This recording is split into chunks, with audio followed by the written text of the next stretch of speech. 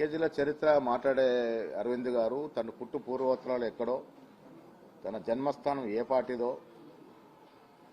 తను వాళ్ళు వేసుకున్న బట్టలు ఏ పార్టీలు ఉన్నప్పుడు వాళ్ళ నాన్నగారు సంపాదించారో అవన్నీ కూడా లెక్కలేసుకోవాలి.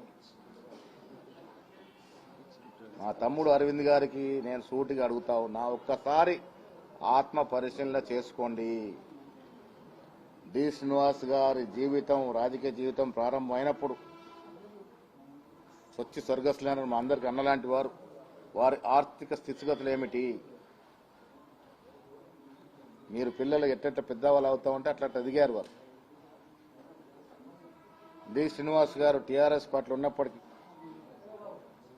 సర్వం నేను కాంగ్రెస్లోనే అభివృద్ధి చెందాను, నా రాజకీయం, నా వ్యక్తిగతం అంతా కూడా సర్వం కాంగ్రెస్ పార్టీ వల్లే జరిగింది, అందుకే నేను మళ్ళీ కాంగ్రెస్ పార్టీకి వస్తానని దరఖాస్తు చేసుకున్నటువంటి సంఘటన అరవింద్ గారు మర్చిపోవద్దు. ఇవాళ అరవింద్ గారు ఉన్నటువంటి స్థాయి ఆనాడు కాంగ్రెస్ పార్టీ పెట్టిన భిక్ష. ఇలా రాజకీయాల కోసం పార్టీలు మారి శ్రీరామని గెలిస్తే కాదు, ప్రజలకు ఏం చేశారో కూడా చెప్పాలి.